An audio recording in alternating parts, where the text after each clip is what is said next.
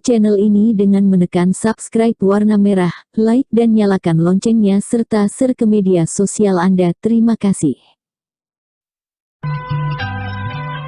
Assalamualaikum warahmatullahi wabarakatuh. Tepang dina acara anu maneuh sareng wakepo urang sami-sami neraskeun jejer carita nu katunda kamari Sirawing Kiwari. Kumaha? Aduh, kaparigelan Sirawing memang luar biasanya. Mohon beki dieu Sirawing beki pogot kalayan kasugri mitra-mitra anu biasa ngadangukeun acara dongeng Kiwari garapan wakepo Kiwari neraskeun Sirawing Kiwari. Lah, luar biasa nu mawi kadelali. Seg, ayeuna mah urang teraskeun heula kumaha ieu jejer carita Sirawing Kiwari. Wilujeng ngadangukeun. Bener kula Ki Jayaraga Jengkeling. Bagjati nemenan sabab Andika teh telah hasil lulus jadi patandang unggulan. Kula bener-bener teu nyangka upama nu bari lolos tina ujian teh kawilang budak lalaki rumaja nu nyangking ilmu anu meh teu bisa dipercaya. Bagja Jang. Pokoknya mah wing geus dipastikan pasti menang, Ki. Terus amun geus kieu wing kumaha ya? Nya kumaneh can diumumkeun Mang omongkeun atuh Mang.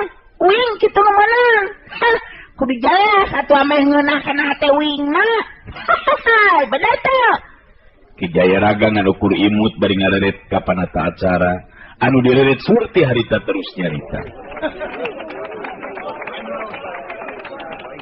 Kadang bulur sakabeh oge para patandang anu geus gagal ngalakonan ujian ayeuna geus ka Bandungan kalawan pinuh kapastian yen anu geus hasil kaluar salaku juara atawa patandang unggulan taya deui kajabati Si Keling anakna Sirawing. Urang sambut kaunggulan Si Keling yang keling kawilang budak lalaki anu bener-bener baris jadi jago kepercayaan Ki Jayaraga. Waina kitu urang bagiakeun ieu Si Keling. Hidup Si Keling. Hidup Si Keling. Dengan katuhu Si Keling diacungkeun ka luhur ger surati ambal-ambalan tinggal ro tinggorowok patarik-tarik. Hidup. Atuh Si Keling mah kawilang dulu dewek, euy. Hidup Si Keling euy, budak hebat anak Sirawing. Cuma nyaan manganjakakeun teh budak teh pantes ari rupana mangan eta we ku kulitna meuni hidung Keling kitu. Parojo Si Keling menang cuma nya satuju. Yan Si Keling teh atuh ijo abah eta mah. Ki Jayaraga ngacungkeun leungeun ka tuhuna ka luhur, aturekeun surat bari tinggal ro teh jep we jempe tetela gede pisan pangaribawa pangaruhna Ki Jayaraga. Cukup. Geus teu kudu dibutuy. Ejang Keling, luyu jeung aturan nu lumaku. Mangka ayeuna ujang bakal dibawa ka imah kula. Ayo, ayeuna mah urang init nuju ka jero imah kula, Jang. Kadi dituing rek suguhan damal, Ki. Beuteung wing geus lapareun euy minta eusil. Mani oge ningali meureunnan wing naik ka luhur pasir apana make tenaga bener teu. Teu kudu salempang, Jang. Kadatangan Jang Keling tantu sawajarna upama dihormat ku diri kula. Ayo, ayeuna urang init, Jang. Geus kitu mah Si Keling harita keneh diabringkeun ku sakabeh jalma nu aya di dinya, malah Si Keling make jeung diparunggu sagala rupa bari areak-eakan sababarat jalan. Si Keling bet jadi poho we ka Ki Buyut ireng mah. Hatena bener-bener ngerasa bungah jeung suka nu leuwih suka dipikeun hatena. Sabab kabehanana loba nu maruji kamanehanana malah ngaran Sirawing nu jadi bapana. Akhirnya jadi kacapangan balarea. Umeh dirina anu ngakukeun anakna Sirawing geus nembongkeun bobasena anu hebat.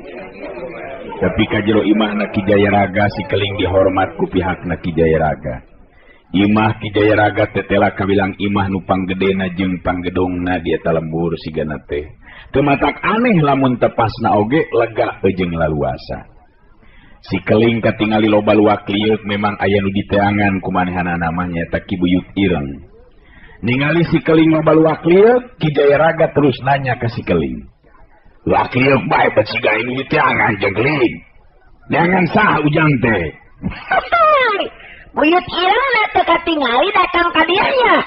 Uing apanan ka dieu teh bareng jeung Ki Buyut ireng euy.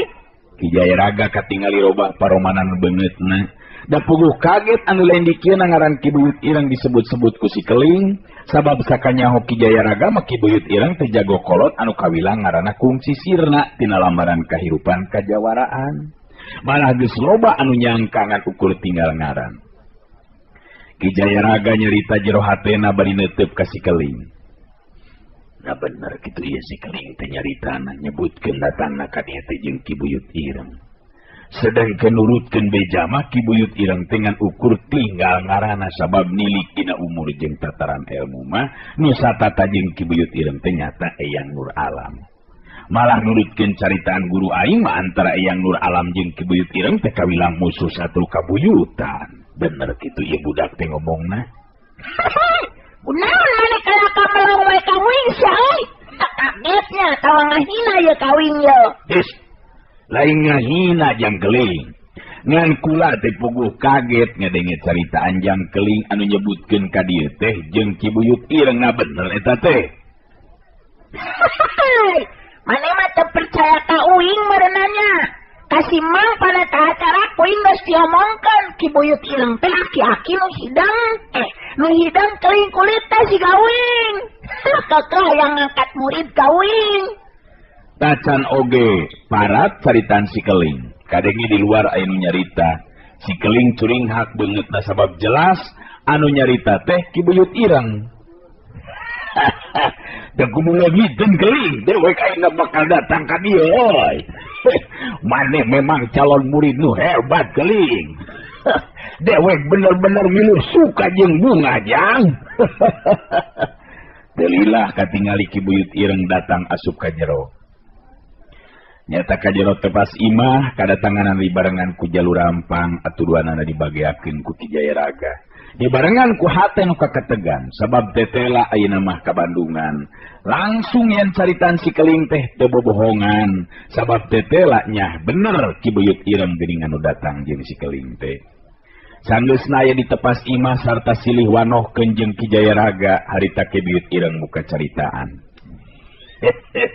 Keling lain tong kaget upama ayeuna dewek datang ka dieu duaan euy. Da ieu teh anak dewek Ling ngaranna Jalur Rampang euy. Kawilang anak dewek nungan hiji-hijina kabeneran manehna milu lalajo. Sarta milu bunga meureun ku ayana anjeun meunang. Si Keling ngareret ka Jalur Rampang bari nyarita. Ari anak aki-aki mah geus kolotnya. Anak maneh teh geus kolot ningan ki euy. Man bangetna si ganu galak euy. Bener jalamana galak teh ki. Komo ka amewe menyeki. Jalur Rampang modalang panonna ka si Keling.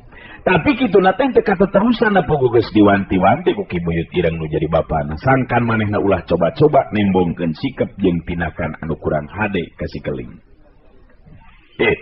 Memang bener caritan ilaing Jang. Taina dewek erek nanya ye ka ilaing Jayaraga. Geus wau ka ngaran dewek, lamun ilaing kawilang jago tantu apa sarta kudu nyaho ka dewek. Ki Jayaraga manggut hormat ka Ki Buyut Ireng. Guruna sorangan kungsi nyarita yen nu ngaran Ki Buyut Ireng ngan ukur boga tandingan saurang dina lamaran kahirupan alam kajawaraan. Nyatana Nur Alam anu memang geus ninggalkeun pawenangan meuweuh teu nyangka upama ayeuna dirina bisa tepung lawung jeung Ki Buyut Ireng. Kantenan we terang mah Ki Buyut. Atuh kula nganuhunkeun pisan ku ayana salira Ki Buyut anu karasa atawa anu kersa rurumpaheun ka ieu tempat anu mung sakieu buktosna. Guru simkuring sok sering nyabit-nyabit jenengan salira Ki Buyut Ireng. Pasti Jayaraga taina dewek rek tumanya. Rek tumanya teh ka Andika sanggeusna si Keling meunang dina sayembara naon jaminan ti Andika? Sarta naon anu jadi maksud jeung tujuan banna ilaing ngayakeun acara seperti ayeuna.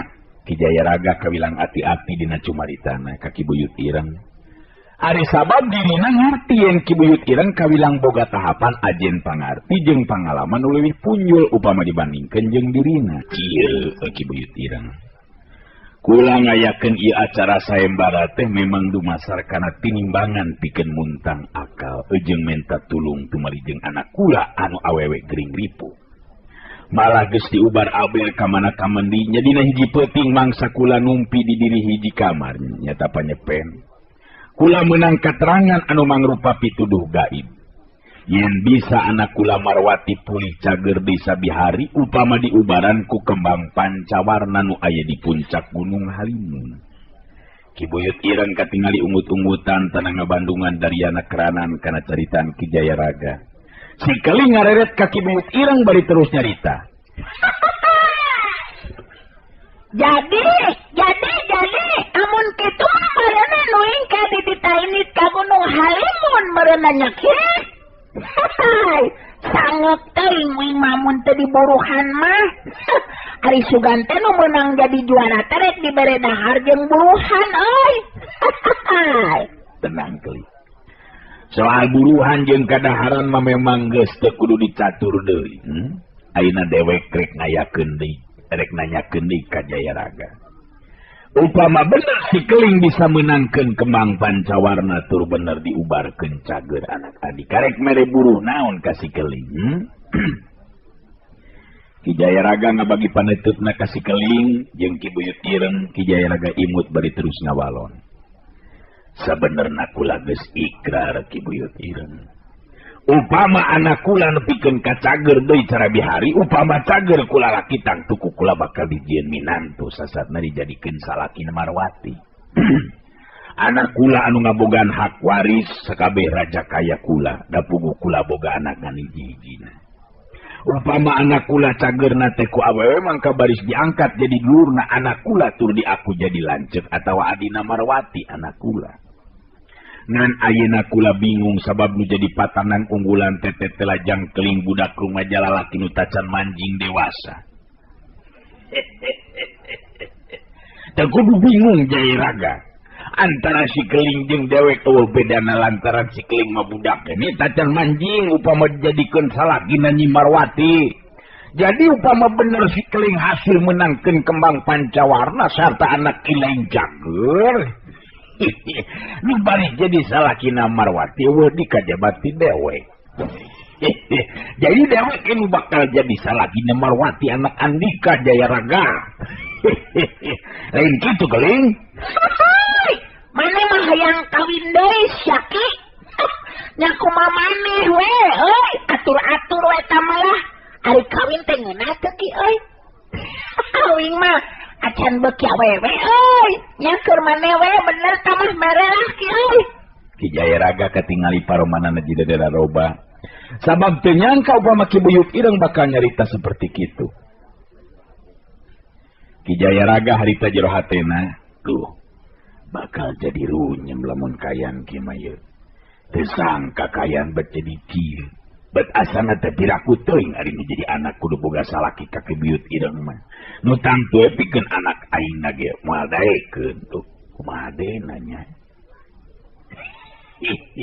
Ilaing teu kudu ngahuleng bingung Jayaraga. Si keling dia geus ngomong ka dewek, ikhlas masrahkeun Nyi Marwati pikeun jadi pamajikan dewek. Upama teh mah hasil menangkeun kembang pancawarna teh. Teu kudu bingung ti ayeuna ilaing Jayaraga. Ngan dewek oge moal gancang narima kana pamasrahan ti si keling. Dewek kudu ningali heula bener geulis henteu anak ilaing. Mane mah bekiran kanu geulis teh Syaki. Kok keur maneh lah mere. Uing mah can beuki ka awewe euy. Ngan awas ya ulah disiksa kawas ibu asih ki. Uing teu mikeun sia mun kitu mah. Si keling nyarita di Ki Buyut Ireng. Tenang keling, tong inget-inget di kadinya euy. Wayahna ilaingan ukur bisa ngabandungan kana ieu kaayaan jalur rampang.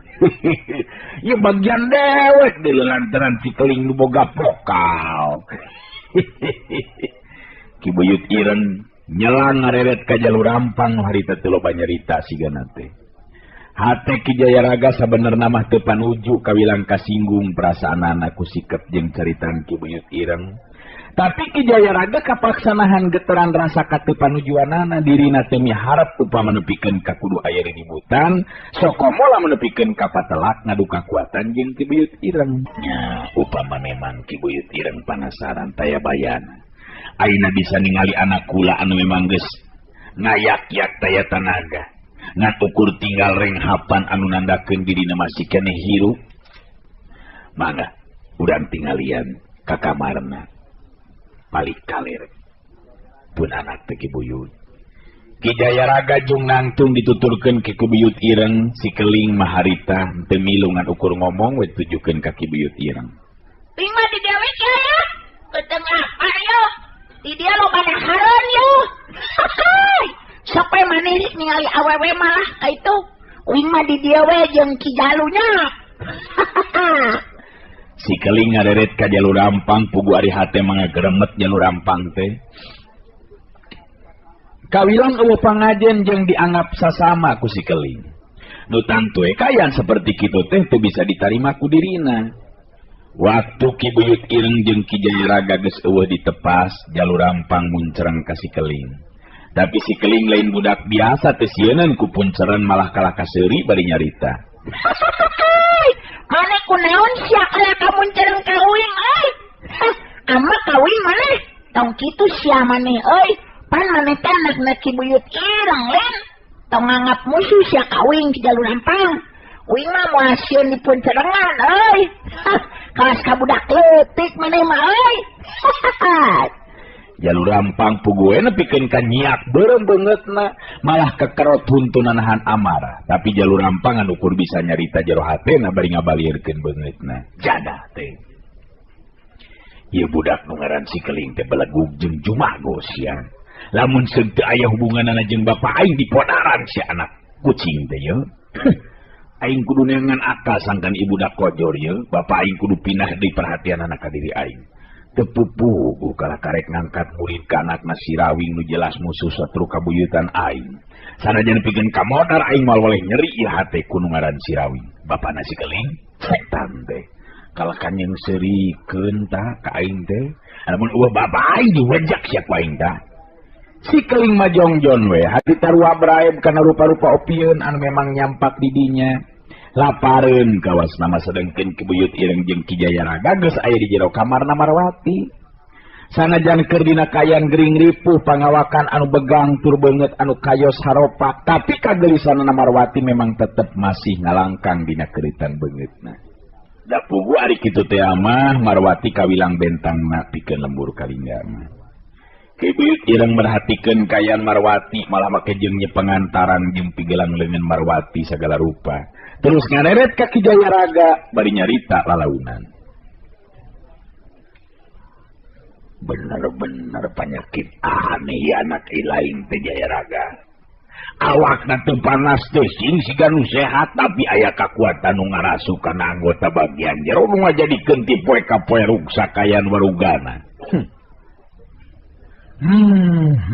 Cukup Jayaraga. Tetela memang geulis geuningan anak ilaing teh. Ayo keluar ah. Ayeuna mah urang bada mileuih asa. Ki Buyut ireng ngajakan Ki Jayaraga keluar deui ti jero eta kamar.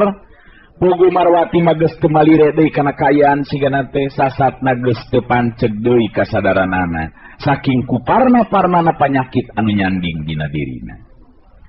Ki Buyut ireng sorangan kudu ngaku dina hatena. Dirina nu kawilang nyangking rupa-rupa ilmu. Upama maksakeun diri ngetrukeun ilmu pikeun ngubaran Marwati, geter batina geus ngabejaan. Jelas moal mampu, pantes Ki Jayaraga meunang pituduh gaib pikeun diubaran ku kembang pancawarna. Sanggeus aya ditepas imah deui Ki Buyut ireng siladi diuk gigireun si keling di tempat nanu tadi. Si keling ngareret ka Ki Buyut ireng bari nyarita. Kumaha geus ditingali ku maneh Ki euy? Geulis tah anakna si Jayaraga teh. Mane mah hayang keneh kanu geulis euy geus aki-aki teh pek sia. Ki Buyut ireng ngacungkeun jempol leungeun ka tuhuna bari nyerengeh seuri leutik bari terus nyarita. Iya mah beuling euy, jajakan dina kayan gering masih keneh aya kageulisanana komo lamun cager. Aduh, komo lamun cager. Homo lamun cager. Meni kitu ih sebelahnya. Ngalina mah aki teh resep ka awewe. Lu mata kilain kudu nepikeun ka hasil menangkeun kembang pancawarna, Jang. Nyawing mong tari ini serangan mah. Ngeunah ting maneh atuh euy. Uing ka Gunung Halimun terus maneh di dieu nya. Itu aya we dot kriminongna. Uing mah sanggeuk teuing ari kudu capek sorangan mah. Maneh kudu miluan euy. Apaan maneh ke nu kawin jeung anakna Ki Jayaraga oge bener tah. Dasar aing mah mung sorangan mah teu aya we dot kriminongna. Tapi dewek bakal milu ini keling. Ilaing teu kudu salempang urang ini babarengan jeung dewek keling. Ngan ke dewek ayeuna rek nyape ieu anak dewek Jayaraga si Jalurampang. Najannya geus badot kieu tetep bae ieu teh anak dewek euy. Kumaha bisa kira-kira na upama dewek meapetkeun si Jalurampang di dieu. Salila dewek jeung si keling init ka Gunung Halimun. Ki buyut ireng netep seukeut ka Ki Jayaraga. Ari Ki Jayaraga katingali ngahuleng sakedeungan puguh we, bet kurang sopan jeung teu dina tempatna upama dirina harita nolak kana pamentana Ki buyut ireng. Gancang Ki Jayaraga ngawalon. Nya taya bayana Ki buyut. Kula teu ngarasa kabeuratan upama ieu Jalurampang milu cicing saheulanan di dieu. Ari sabab Ki buyut ireng jeung Jangkeling miang tepikeun kapentingan kula mangsa neangan kembang pancawarna. Jadi tangtu kula oge kudu ngarti kana pamenta Ki buyut. Heuh syukur lamun kitu mah euy, ta Jalurampang ilaing wayahna milu cicing heula di dieu euy. Dagoan datangna dewek jeung si keling nu bakal neangan kembang pancawarna di Gunung Halimun. Kumaha daek ilaing cicing heula di dieu? Kira-kira nama ngaganggu pamakula milu cicing di dieu Ki Jayaraga. Upami sakirana andika kabudatan kula leuwih hade neruskeun di lampa. Ki Jayaraga gigideug bari ngajawab carita Jalurampang. Teu kabeuratan ceuk kula ge Jalurampang. Ngan lantaran kula teh na boga anak geuling hampura upama teu disan maturan sakumaha mistina. Ngan ke aya badega-badega kula nu bakal maturan sakaligus ngaladenan kapentingan andika. Ki buyut ireng ngareret ka Jalurampang jeung Ki Jayaraga bari terus harita nyarita deui. Mun geus mangkang loba pambolan lain-lain deuleu sia Jalurampang. Untung saku ge panggih jeung dewek lamun teu panggih jeung dewek nangkarak baeud sia. Manggeus jadi heula sing beunang dipernahkeun ku dewek deuleu. Si keling milu mairan caritaan bari ngareret ka Jalurampang. Geus kolot mah sing beunang diatur atuh euy. Bandar ya masih Jalurampang maki. Tadi dia kawin ka molototan anjing teh. Mun cereng kawin, marukanan si keling sieunan di pencerengan. Allah dot kirninong nawe di ditu na euy keur aing mah sieun kumpul cereng mah. Sorry. Toki. Ki buyut ireng nepi ka ngengkese di dukating kunaon hate dapat ngerasa suka nakeranan gadenge carita anjing sikepna si keling bet asaja nanti saja lanjeng jiwana. Bagus ya keun bae keling da bugu ari hate ambak ari hate maambak berengan kai laing teh keun bae ari teu naon-naon mangan ingetkeun ku laing Jalurampang. Upama bawa coba-coba gayakeun tindakan nu kurang hade ka si keling, ilaing kudu harupan jeung dewek Jalurampang. Kali. Jayaraga, ayeuna dewek rek nanya di ka ilaing. Ilah dewek jeung si keling kudu miang ka Gunung Halimun. Nu tangtu belen waktu sakedeung pikeun lumampah teh euy, dewek minta bekal anu cukup. Ilaing sorangannya sakumaha jauhna lampa nu kudu disorang. Beres soal eta mah Ki buyut. Kula geus nyiapkeun sagala rupana. Malah memang sakuduna mah leuwih gancang leuwih hade lumampah ka Gunung Halimun teh. Sabab bet mata kuatir ku kayan anak kula sok sieun teu kaburu kapuluk umurna Ki buyut. Hade lamun geus disayagikeun keur bekal katut kaperluan nu sejenna mah. Ngan ingetkeun ku ilaing Jayaraga, ulah coba-coba jalir janji deuleu. Marwati anak ilaing cagong, mangka dewek nu bakal jadi calakina. Sarta dewek jadi minantu ilaing nu boga hak waris kana raja kaya ilaing. Upama cidra mangka nyawa ilaing bakal ngalayang dengan dewek. Karti Upama Ki Jayaraga tacan nyahoan ka Ki Buyut Ireng matang tu bakal nindak ka jelema nu kumaha wani nyarita kitu ka dirina. Tapi Ki Jayaraga kudu mampu ngadalikeun diri, manehna memang sadar Ki Buyut Ireng lain bae mibanda ajen tahapan pangarti anu jauh di saluhureunana. Tapi dina hal pengalaman oge memang jauhna keranan. Sasaatna guruna Ki Jayaraga sorangan kungsi nyarita, yen pangartina Ki Buyut Ireng eueuh anu mampu mapakan ka jabit ti Eyang Nur Alam. Kula ngarti kana naon tulisankeun ku Ki Buyut. Tur dina pikiran kula eueuh saeutik pikeun cidra tina subaya jalir tina jambi Ki Buyut. Syukur lamun kitu mah euy. Atuh lamun kitu mah isukan seburang miang nuju ka Gunung Halimun Keling. Kumaha ceuk laing Keling? Si Keling muncereng ka Ki Buyut Ireng.